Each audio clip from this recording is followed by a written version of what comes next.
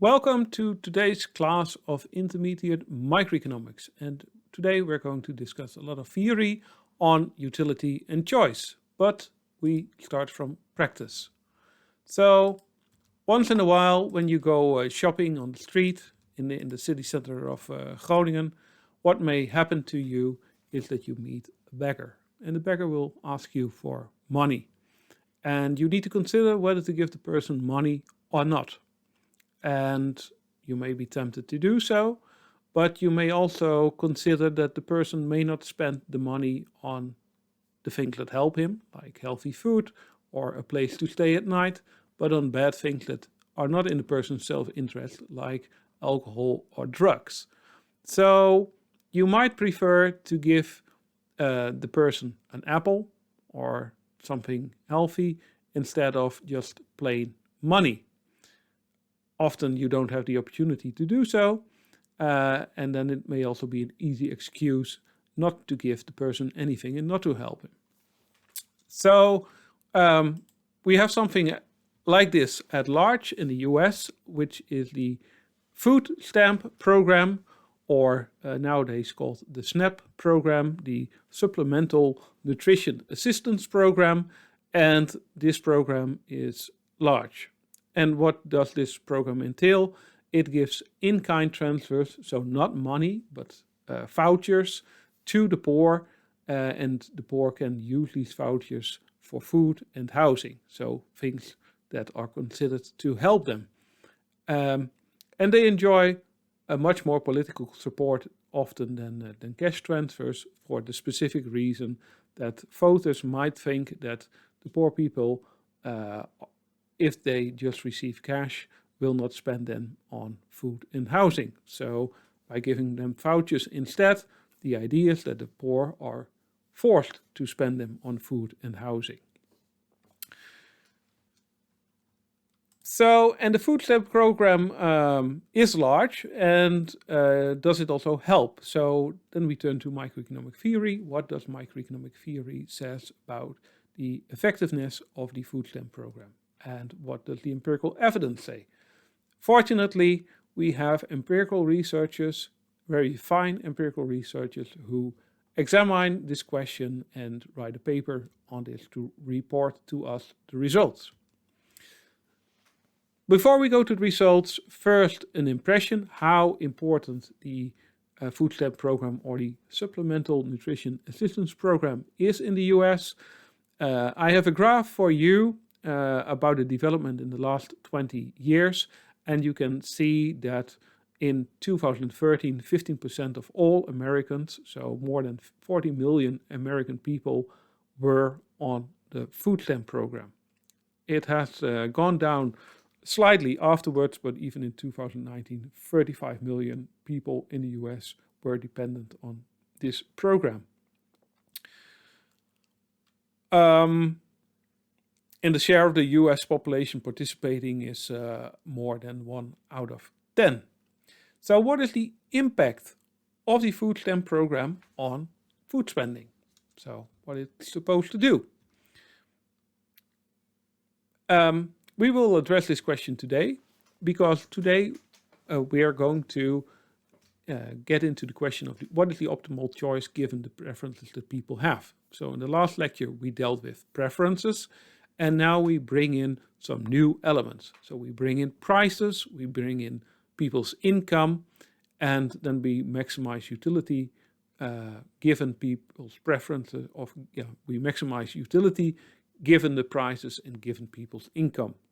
And we also going to address this question the other way around. So given that we want to obtain a certain level of utility, what is the income that we need in order to attain that level of utility, given prices of the products? That is what we are going to do today. So what we did last time is to maximize utility. So we had the marginal rate of substitution, and the marginal rate of substitution was the derivative of the utility function with respect to good x over the derivative with respect to good y. And this rate of substitution tells us how much of one good Y a person is willing to give up in order to obtain one more unit of good X. And this is entirely driven by this person's preferences. What we're going to do today is to address the question, how much has someone to give up of good I? So how much does he have to give up of good I in order to obtain one more unit of good X? Of course, that doesn't depend on the person's preferences, but it depends on the relative prices of the goods X and Y. So market prices, they convey the information about the opportunity cost to the individuals. And it's important to realize that as long as the price ratio of the two goods is not identical to the marginal rate of substitution, then the person can usually be made better off by trading. And why do we say usually and not always? Well, it can happen that we are in a corner solution, so the individual has to decide on how many units of two goods to consume, but his preferences is, given the prevailing prices, to spend all of his income on good Y only. So he's in a corner solution. Then it can happen that in this corner solution, the marginal rate of substitution is not identical to the price ratio of the goods. He would like to even more consume more units of good Y, but hey, he already consumes his entire income on good Y, so he cannot further improve. So he can no longer trade because he already spent his entire income on good Y. That's a corner solution. If we're not in a corner solution, then a person can be made better off by trading as long as the marginal rate of substitution is not identical to the price ratio. Let's go over an example. So we consider Julia, and Julia is living in an economy where two goods are available, coffee and tea. She has an initial endowment of coffee and tea, and her initial endowment is such that she is willing to give up 4 cups of tea in order to get 1 additional cup of coffee. That means her marginal rate of substitution is equal to 4, because her marginal utility of a cup of coffee at this point is 4 times the marginal utility of an extra cup of tea. So the new element is that we now consider the prices. So let's consider the price of coffee, which is 2, and the price of tea is equal to 1. So the price ratio between the two goods is equal to 2, which means that if we answer the question, how much does Julia need to give up in order to get 1 additional unit of coffee? Well, she only needs to give up 2 cups of tea in order to get 1 additional unit of coffee. Cup of coffee. So she doesn't have to give up 4 cups of tea. So that's great for Julia, and she can increase her utility by doing exactly that. Giving up 2 cups of tea, saving her $2, and spend that $2 on an extra cup of coffee. This trade is beneficial for Julia. So now to a more formal treatment, and we consider first an economy with only 2 goods. To simplify things, we have goods X and Y, and the consumer's choice on X and Y is not unconstrained. So normally more is better. So if it's unconstrained, you would buy an infinite number of units of X and an infinite number of units of Y. But as you also find out in your daily experiences, you're constrained by your budget. So this consumer also has an income I, and she can spend it on goods X and Y. So we have a budget constraint PXX plus PYY should be less than equal than the budget. So the expenses should not exceed the income the person has.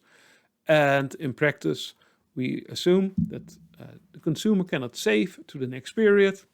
There are no dynamics here, no lifetime utility. So the income is completely spent on good X and Y. The constraint is binding and we have an equal sign. Graphically, we can represent this as follows. So the orange area over here is the budget set. So these are all combinations of goods X and Y that the consumer can buy given the income he or she has available. So this is the budget set, but in practice there's no saving. So the consumer will spend the entire budget, and the consumer will always choose a combination of units of X and Y that is on this line over here, and we call this line the budget line. So, and if the consumer spends the entire income on good Y, then she can buy I over PY units. So her entire income is equal to I. And if the price of good Y is PY, then if she spends her entire income on that particular good, she can buy I over PY units. And the same if she spends her entire income on good X. So the budget line, this green line over here, can be represented by this equation over here. And I can do a quick derivation here. So if we have the tablet, then if we write the budget constraint as px times x plus py, y is identical to the income, then we can solve for y by writing y is equal to income over the price of good y minus pi x times x divided by pi I. And then this part here is A, and this part here, the price ratio, we write as B, and this equation reduces to one that you know from elementary math. Y is A minus B times X, and we know that this is the intercept, and B here denotes the slope. So we know that the intercept is equal to I over PY, and the slope of the budget line is equal to PX over PY.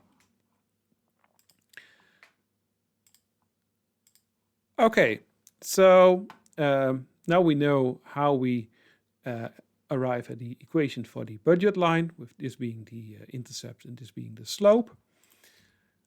And for interior solution, so what do we need to do? We need to equate the marginal rate of substitution to the price ratio. Now we know that the slope here of the budget line is the price ratio, so we need to find a utility function that is tangent to the budget line. So how does it work? Well, you know it from Micro 1. So more is better. So here we have a couple of indifference curves, and the utility associated with U3 is higher than the utility associated with U1 because it gives us more of X and more of Y.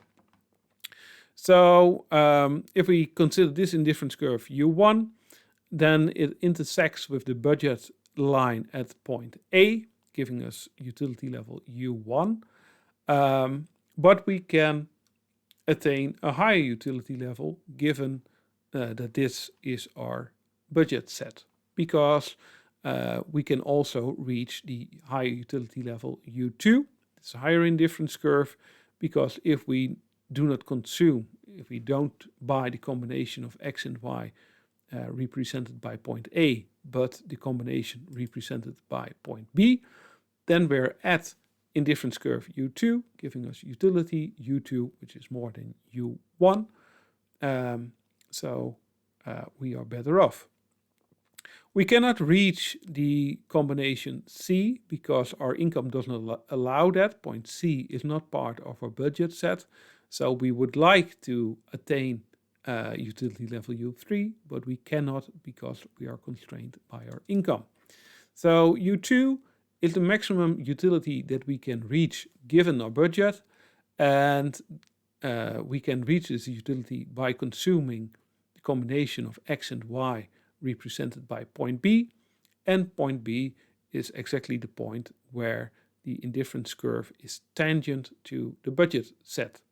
Or stated differently, it's the point where the marginal rate of substitution is tangent or is identical to the price ratio of good X and Y. And this is an interior solution because we are not at one of the corners where we only consume good X or good Y, but we're somewhere in the middle where we mix the consumption of A and B. So in formulas, it looks as follows. The highest feasible utility level is where the indifference curve is tangent to the budget constraint. So the negative of the price ratio, prices are positive, but this slope is negative, so that's why we have a minus sign here, should be identical to the marginal rate of substitution between X and Y. So the slope of the indifference curve where we fix the utility level at level U2. And this brings us to the familiar expression. So this thing is also negative, so we get rid of the minus signs there. Okay, so far we did not talk of any specific utility function, but of course we have some stylized utility functions that do most of the work in this course. And one of them is the Cobb-Douglas utility function. So we consider a utility function x to the power alpha, y to the power beta. Then we know that the marginal rate of substitution, taking the derivative of the utility function with respect to x and the partial derivative with respect to y, we know that the marginal rate of substitution is equal to alpha times y divided by beta times x. Then at the optimum, so at the optimal consumption bundle that we are allowed to buy given our budget, we know that the marginal rate of substitution needs to be identical to the price ratio. So we can solve this one for y, and we get that the consumption of y as a function of the consumption of x is equal to beta px times x divided by alpha over pi.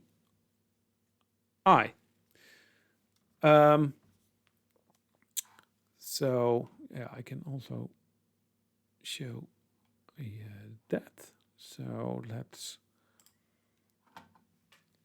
do it like this. So we have that the marginal rate of substitution x, y at the optimum needs to be equal to the price ratio px over py. Then we replace the marginal rate of substitution by the expression alpha y over beta x over equal to px over py, and then we can bring this to the denominator and this one to the numerator, and we arrive at the blue expression that we have over here. Or now I should that we have over here. So this is in blue because we're going to use it. We are going to insert, we're going to replace y in the budget constraint for by this expression over here. Because we know that in the optimum we are at the budget set. So we spent our entire budget. So at the optimal point we spend our entire budget, and it needs to hold that y as a function of x has the following form. So we replace the y in the budget set by this expression. And now we have one equation and one unknown, and the one unknown is our consumption of x. So we can rewrite this a little bit in order to solve for x, and we find that at the optimal point, our consumption of x, the number of units that we consume, is identical to alpha times our income divided by the price of good x. And then, of course, you can insert this into the equation that we have over here, and you find the solution for the optimal consumption of good y, which is equal to beta times income divided by pi units.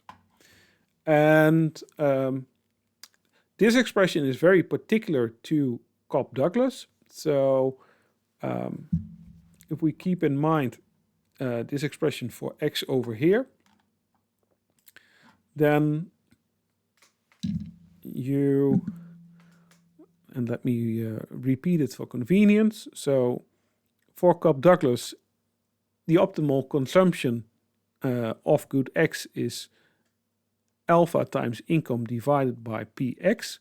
And of course, we can rewrite this by bringing the px to the left-hand side of the equation, and we get that the price of good x times the number of units that we buy in equilibrium is equal to a share alpha of our income. So in other words, well, if I buy x star units of good x and the price of each unit is px, then the left-hand side of this equation denotes my total expenses on good, and sorry for the handwriting, but the left-hand side denotes the total expenses that I do on good x in equilibrium, and these total expenses are identical to a share alpha of my total income. And that's very specific to the Cobb-Douglas utility function. Another thing to notice is that in this expression for x star, it depends on income. It depends on the price of good x in a very natural way. So if my income increases, I will buy more units of good x. Yeah? So if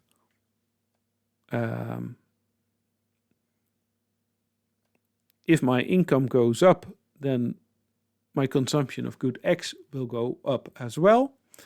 And the relation with price is also very natural, because it implies that if the price of good x goes up, then the number of units of good x that I will consume in equilibrium will go down. Importantly, the expression does not depend on the price of good y. So if the price of good y changes, either it increases or decreases, nothing will happen to my optimal consumption of good x. I will always consume the same number of units, independent of the price of good y.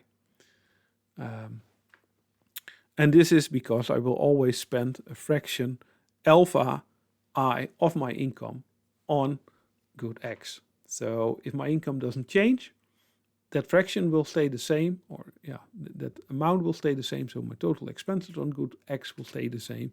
So if my income doesn't change and the price of good x doesn't change, my optimal consumption of good x will never change. That is for the Cobb-Douglas utility function.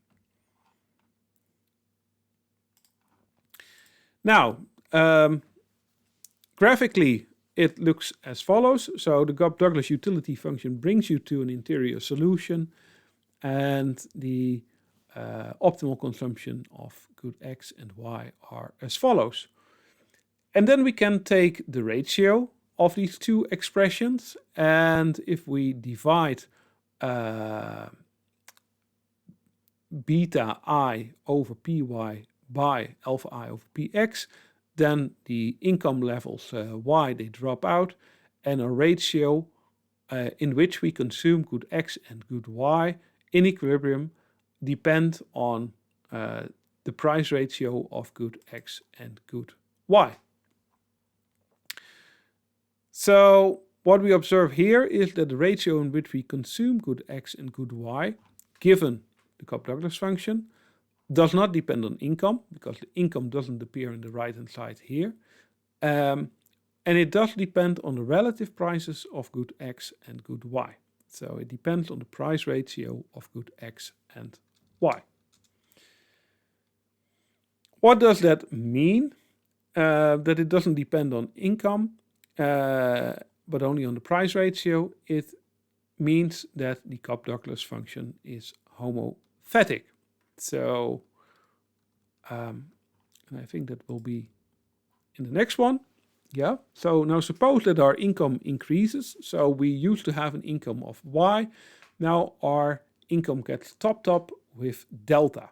So our new income is equal to I plus delta. So it means that if we spend this entire new income on good Y, we cannot buy I over PY, but we can buy I plus delta over PY units of Y. Same if we spend our entire income on good X, we can now buy I plus delta over PX units of good X. So, difficult way of saying that our income, our budget budget line shifts to the right. In a parallel fashion, because the price ratio, the prices of good X and Y didn't change, so the relative prices of good X and Y didn't change, meaning that the slope of the budget line stays the same as before. So this slope of our new budget line is the same slope as in the old budget line, but it has shifted to the right. Now, given that we have a Cobb-Douglas utility function, which is homothetic, it means that the ratio in which we consume X and Y in equilibrium doesn't depend on income, but only on the price ratio. The price ratio didn't change because the slope of the budget line is the same as before. So it means that we increase our consumption of X and Y in proportion. So the ratio at the optimum in which we consume X and Y doesn't change, which means that we move from the optimal point B to the new optimal point B prime, given our new income level, because B prime is the only point at the new budget line in which the ratio in which good X and Y are consumed is identical as in the old optimum B.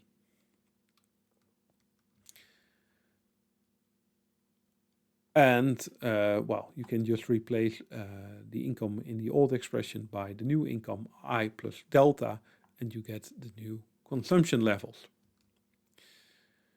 And all that follows from the bare fact that the Cobb-Douglas function is a homothetic utility function. Okay, so final thoughts on this example. So we have a Cobb-Douglas utility function. It is rather limited in its ability to explain actual consumption behavior, because if you realize this, you also see the limitations of the Cobb-Douglas utility function. Because imagine we have two goods X and Y, say tea and coffee, and you start out with a certain income. Now your income doubles. Will you consume tea and coffee in the same ratio, or will there be a shift towards one or the other? It may be that if you get a really nice income, you will spend more on coffee, buying some more coffee and less tea, because, well, coffee is normally a bit more expensive. It's a luxury product. So you might change your ratio in which you consume coffee and tea. The Cobb-Douglas function doesn't allow you to do that. So it fixes the price, or it fixes the ratio in which you consume good X and good Y. And that's quite a limitation.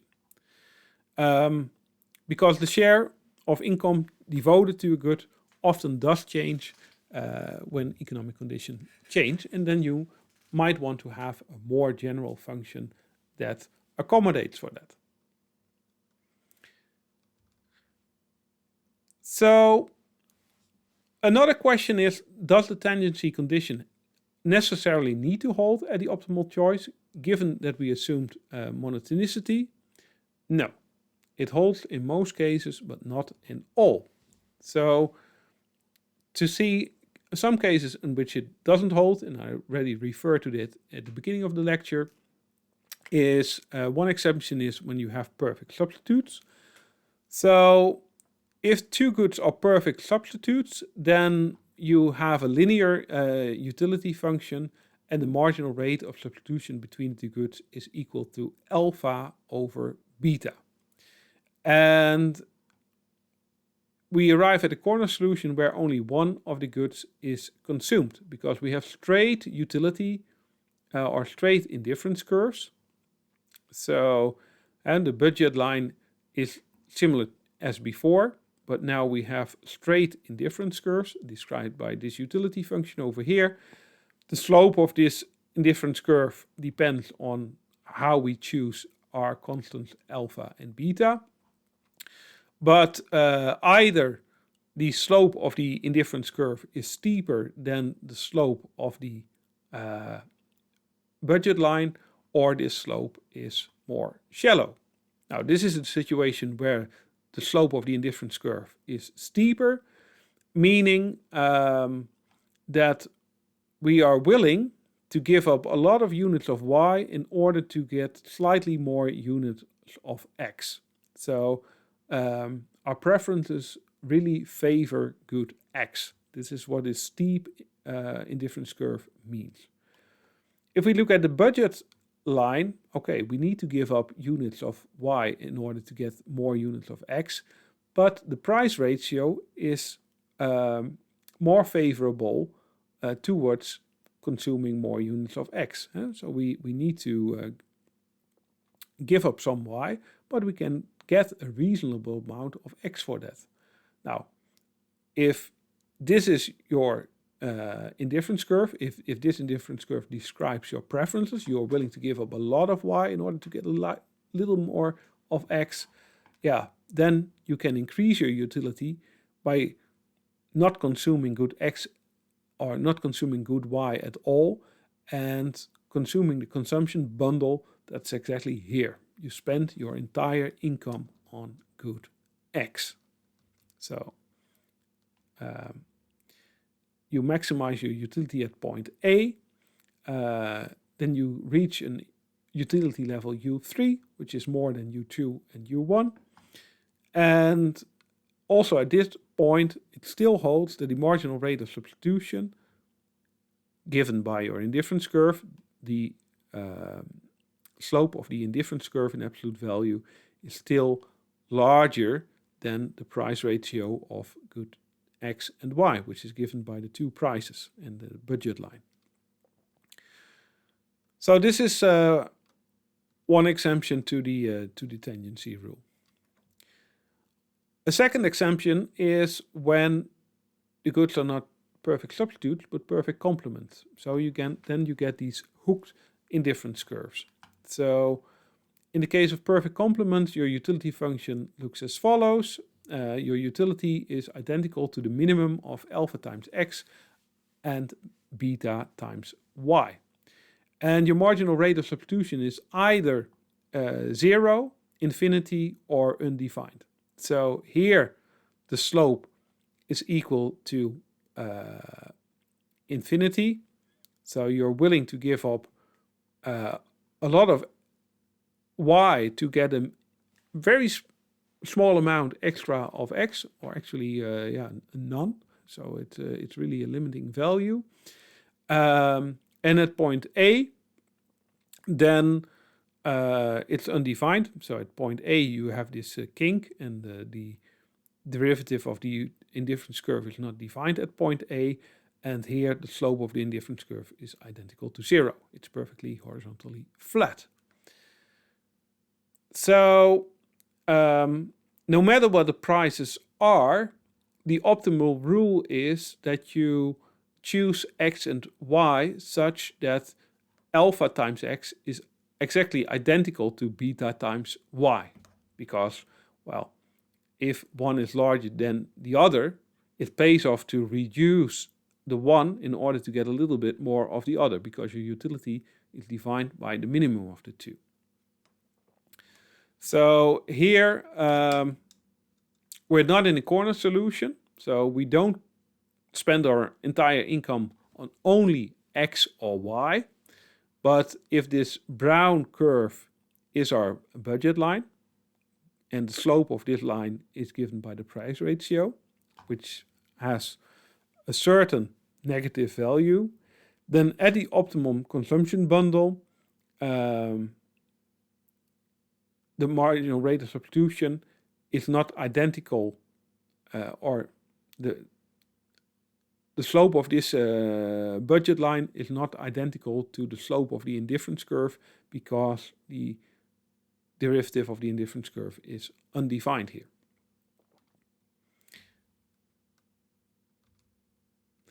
And then we arrive at the question. So the question is, does the tangency condition have to hold at an optimal choice, given that we assumed monotonicity? And I leave that question for you to answer.